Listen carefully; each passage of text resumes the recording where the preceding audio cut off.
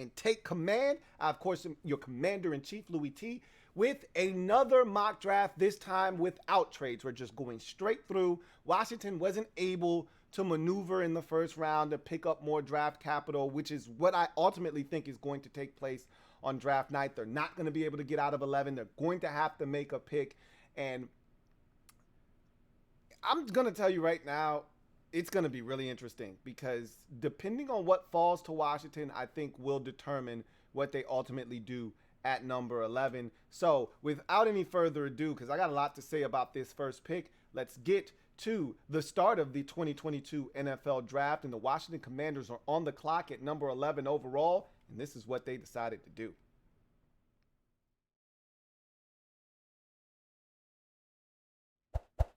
So with the 11th pick in the 2022 NFL Draft, the Washington Commanders select Drake London, wide receiver, USC. So I'm hoping that this doesn't take place. Now, I won't go off on a Daron Payne diatribe like I did some, 4 years ago when he was selected in the first round over the likes of players like the safety out of Florida State, Derwin James, or the linebacker out of Virginia Tech, Tremaine Edmonds. I won't go off the rocker, okay? I won't fly off the handle, but I won't be excited about this pick if it is Drake London. But look, Ron Rivera has a type, and we all have our types. For instance, I like women with meat on their bones. I don't like skinny women. I have a preference. You have a preference. Maybe you like brunettes. Maybe you like blondes. Maybe you like light-skinned women. Maybe you like dark-skinned women. Maybe you like women with freckles. Maybe you like women with dimples. Whatever your preference is, you have a preference. You have a type. Ron has a type when it comes to receivers. He likes them big. Pause. Okay? He likes big, tall, physical wide receivers. It's a track record that's there. It's proven. He played in a division where big receivers were all the rage. When he was in the heat of the NFC South Conference, or division, excuse me, the Falcons had Julio Jones. The Saints had Michael Thomas. The Buccaneers had Mike Evans. And he went out and got Kelvin Benjamin. And then Benjamin ended up leaving. And then he went out and got the receiver from Devin Funchess from Michigan. So this is his thing. This is his MO. He likes big receivers. We really don't have one other than Cam Sims. So I think they look at Drake London as the answer to a lack of physicality on the offensive side of the football at the receiver position, which is fine by me. I don't love this selection. I'm hoping that someone puts us out of our misery, similar to the Giants taking Daniel Jones back in 2019 in the draft and not allowing us to do something foolish like take Daniel Jones. We did something foolish anyway by taking Dwayne Haskins, but they took that off of the table for us. They took that option away and removed it. I'd like the Falcons or the Jets to do the same here with, and you know what? I think the Jets are going to end up trying to trade Deebo Samuel, number 10 overall. If it doesn't get done, whatever the case, I don't care if it's the Falcons, I don't care if it's the Jets, the 49ers, whomever. Somebody take Drake London before we get on the board, on the clock at 11. I don't think it's going to happen, though. And I think he's going to be sitting there, and I think they're going to take him. I think the only way they don't take Drake London at number 11, two things, I should say. These are the only two ways. One, he's already gone. Two, so it's three ways, obviously. Three. One, he's already gone. I've already talked about that. Two, someone requests, is open to trading like the Saints. And this is the player the Saints wanted to come up for. If you watched my with trades video, this is the player the Saints wanted to come up and get at 11 from 16. If they didn't come up, Washington was going to take him at 11. They knew that. Washington communicated that to them. Hey, either you come take the pick off our hands or we're taking this kid. He's super talented. You need a receiver. I need a receiver. You can either take him or you can stay at 16 and somebody will fall into your lap, but it won't be Drake London. The Saints said, okay, you got us. We want Drake London. They came up, made the deal. So that's another way that we don't take Drake London. Or, and this is the final way, safety Kyle Hamilton out of Notre Dame is available. That's the only other way he's not a Washington Commander. Otherwise, He's a Washington Commander. I think that they may consider, Chris Olave isn't stopping Washington from taking Drake London. I don't even think Garrett Wilson is stopping Washington from taking Drake London. So Drake London right now is, by all accounts, the guy that Washington is pegged to be opposite of Terry if all else fails. If there is no Kyle Hamilton, if they can't get out of 11, he's the default pick for them.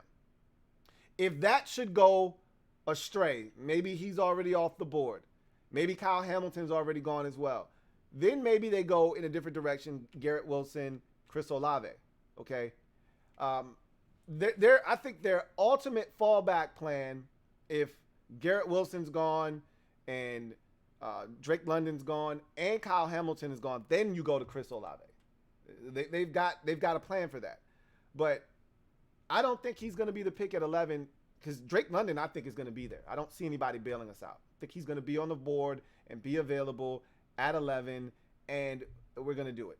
And I'm not happy about it, but it is what it is. So Drake London's the pick. Ron has a type, and he's going to make the selection. And let me say this, too, because the reason why I switched my pick, because I've been an Olave guy this entire time, is because I sat and I told you I think a lot of times, after these streams, after things are done, and I went back in the archives, and I remember Ron making a joke about the Admiral's name when it was really circulating. Remember Boomer Esiason, who's a jerk, decided he was going to tell everyone the name was Admirals. He had already heard it was Admirals, and so everybody was running with that for a little while, and Ron made a joke about the name being Admirals, and he did the same thing in his sit-down interview with Logan Paulson, where he essentially made a joke, hint, hint, about Ohio State wide receivers.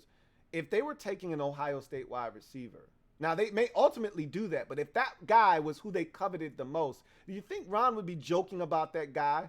No matter how minuscule the joke is, no matter how passive aggressive it is, or on how small of a scale or stage it's on, who else is watching other than us diehards? Who else is watching that sit down one-on-one with Logan Paulson? Not many people. Still, he wouldn't have made that joke. Okay? You don't put out there who you're interested in drafting, even hinting towards it, if that's ultimately the direction you want to go in. You don't want to give any tells. So Ron's a smart enough guy. He's throwing us off the trail. They want Drake London. That's who they want. If they have to select a receiver, it's Drake London. It's not one of the Ohio State wide receivers. I'm convinced. And I went back and I thought about that. And I said, Ron wouldn't have made that joke unless he was trying to throw us off the scent. So I think the pick is Drake London. Anyway, that's the 11th selection for the Washington Commanders. Let's see what they do in the second round.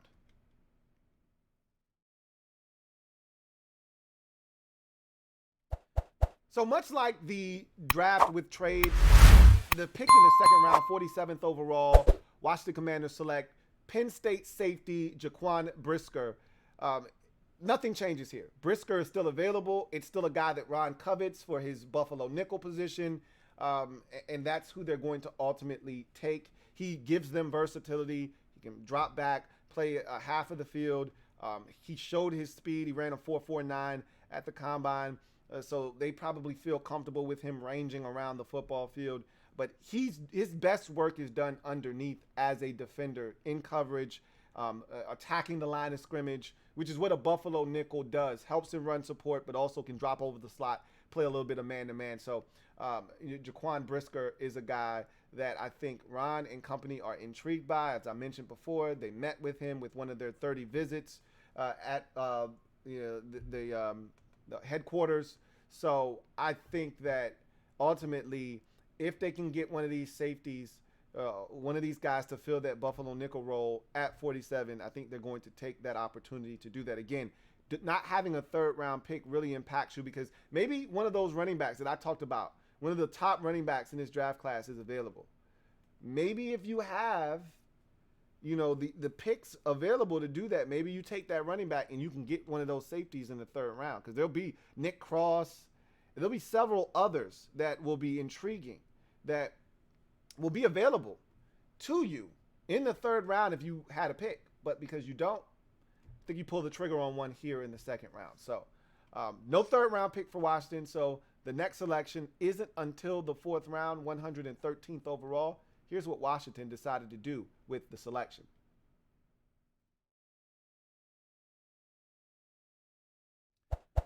All right, I'm gonna keep it a buck with y'all. With the 113th overall selection in the 2022 NFL Draft, the Washington Commanders select tight end Jeremy Ruckert, The Ohio State University. I'm gonna be honest with y'all. This is your man Louie T trying to will a pick to the Commanders. I don't think he's gonna be there in the fourth round. Just being honest with you. I need to be honest with myself, because I'm lying to myself by putting him in this mock draft. I know better than this. Now, there may be other options, Cade Otton and other tight ends that they may be intrigued by. They've met with Jaden Waddlemeyer. That's a guy you take in the 6th, 7th round, okay? And maybe that's where they value the tight end position this year. They also met with another guy that is intriguing, Cole Turner from Nevada.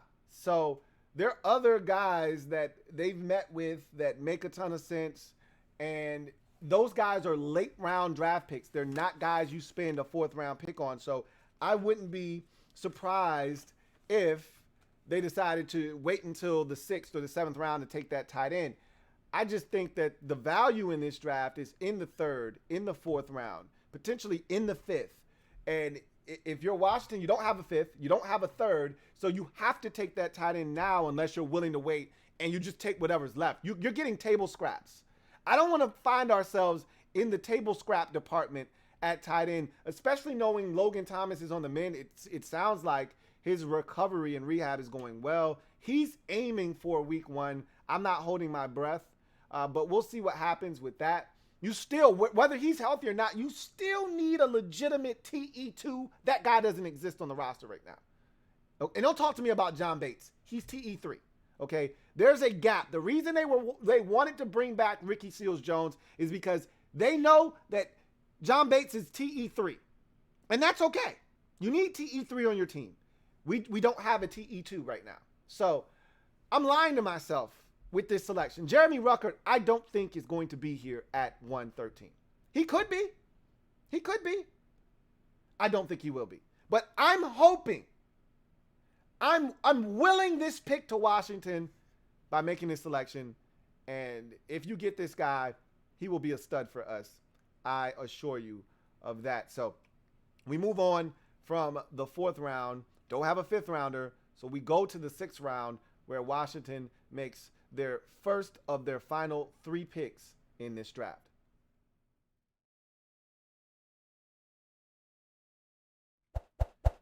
So in the 6th round, 189th overall, the 2022 NFL Draft, the Washington Commanders select Joshua Izudu, offensive lineman, North Carolina. So I talked about this on the mock draft with trades. Whomever Washington selects along the offensive line, and trust me, they're going to select, whether they make a trade and pick up more draft capital or they just go with the 6 picks that they have, they are selecting an offensive lineman in this draft. And whomever they select, that guy's going to have experience playing tackle and guard. They're going to get a guy that can fill both roles, so that similar to when they selected Sadiq Charles. Now, Sadiq Charles was a tackle at LSU, but they felt like his most natural position in the NFL would be guard. That they're still going with that experiment. Don't really know how that's going to this point. We saw a little bit of Sadiq Charles at guard last year. He was okay. The tackle thing definitely doesn't work in the NFL for him. So I think he's more primarily a guard. Same thing here with Joshua Izudu. He played plenty of tackle at North Carolina, but really his home in the NFL is going to be at guard. And if you need him in a pinch, he can kick outside and play tackle for you. So I think that versatility is what ultimately helps Joshua Izudu transition to the NFL and become a member of the Washington Commanders here in the 6th round at 189. So you get to the 2 7th rounders, the first of which is at 230. Here's what Washington turned in on the card.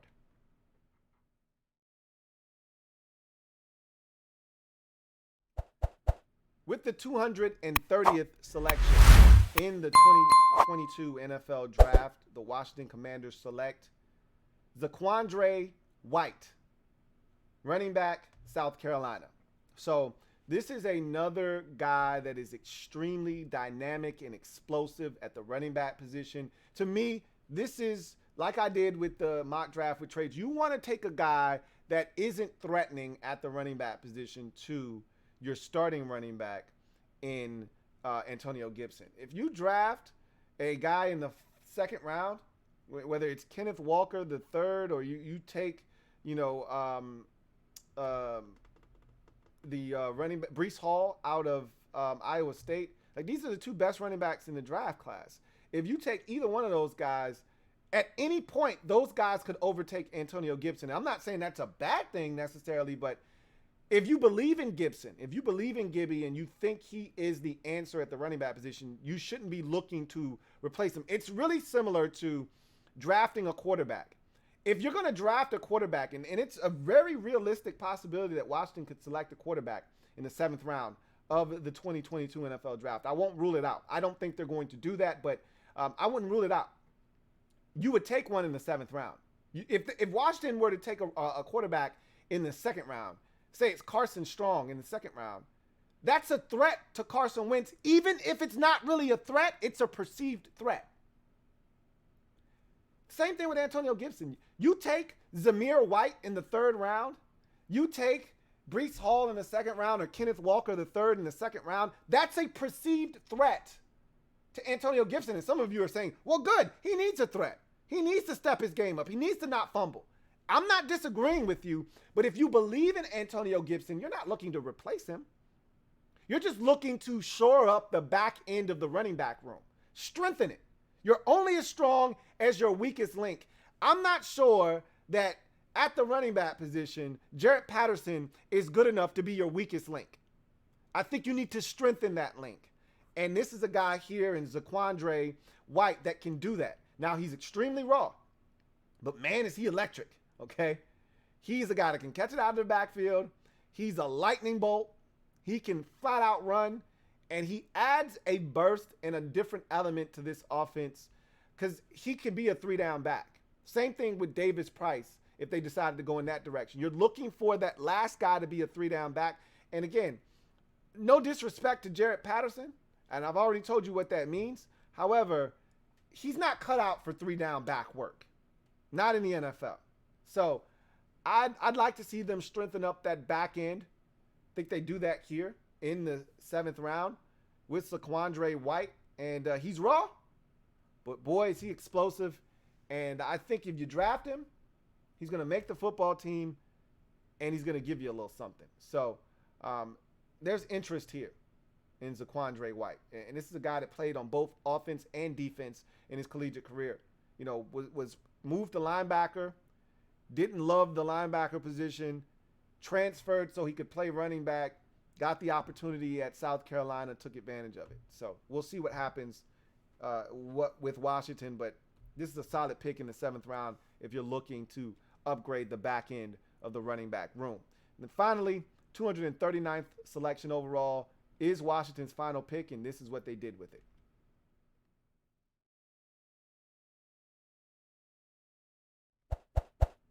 So Washington goes back to the cornerback well, as they did late in the draft, with trades and selects Jacoby Durant, corner, out of South Carolina State. Again, need a nickel corner. I think that's a position that they should attack in this draft at some point. Don't know if they actually will or not. You see how the draft is vastly different without trades. You don't come away with the defensive tackle, which to me is a position of need. Also, you don't come away with the I don't think you're going to come away with Jeremy Ruckert. I don't think you get the same quality of tight end. I don't think you get the same quality of running back, even though you got a dynamic running back here. He's not a natural running back. We already got a guy that's not a natural running back. Do you want another guy that's not a natural running back but has explosiveness and dynamic ability?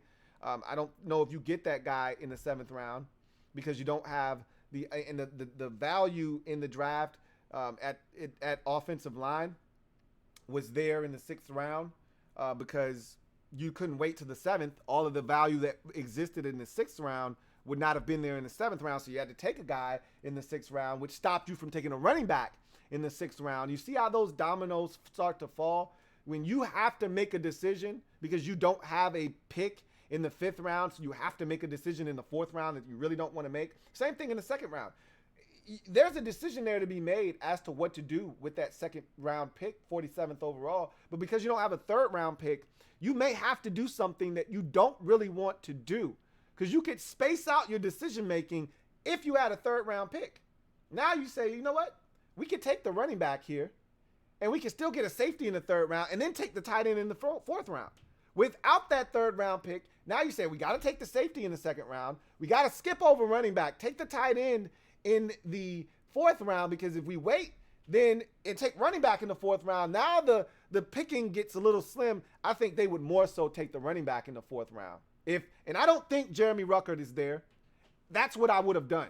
Initially, I had Zamir White, running back out of Georgia, as the pick in the 4th round.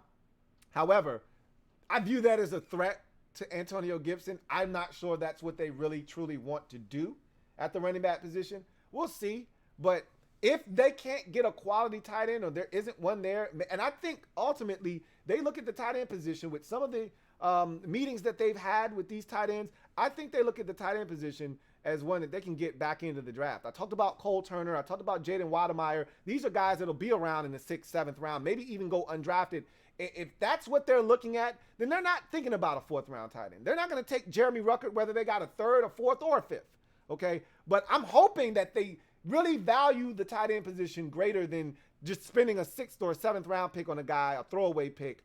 I hope that they value the position greater than that and they take one in the 4th round without trades and in the 3rd round if they have a trade and pick up a 3rd round pick so that they can fill that void at TE2. I think it is an important position on this team that needs to be addressed. So that's essentially your draft, okay? And let's recap, and I'll switch this up real quick. And this is what your recap looks like.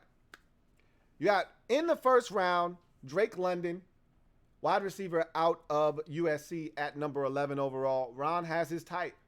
That's his type. I don't like, but that's his type. I can't be mad.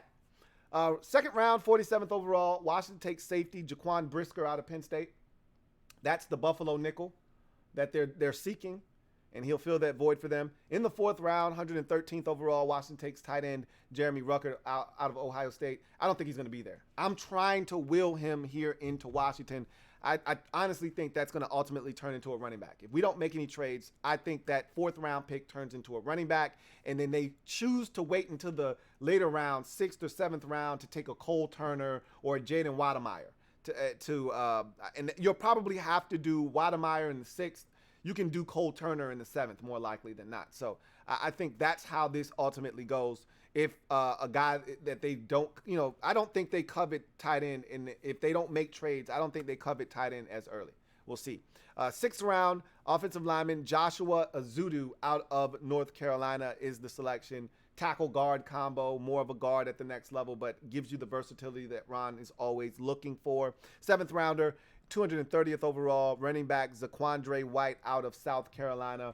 A firecracker at the running back position.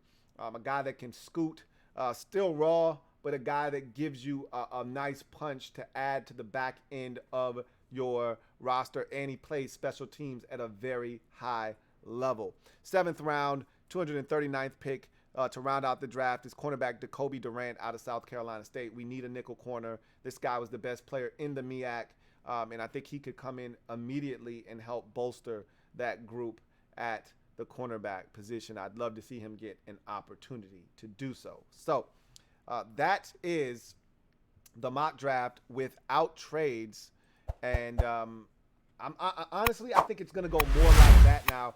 Again, I'm being stubborn because I'm trying to speak it into existence. Jeremy Ruckert here to Washington, but ultimately, I don't think that with no trades, I don't think that fourth round pick is a tight end. I think it's a running back, and I think they wait until the 6th or 7th round to select the tight end. But again, I'm trying to will it into existence, so I'm going to continue to speak Jeremy Ruckert here to Washington into existence. That's the guy I want. I don't think he'll be there in the 4th round. I'm just going to be honest with you. And I don't think Washington, without having a 3rd or a 5th, is going to value the tight end position as highly.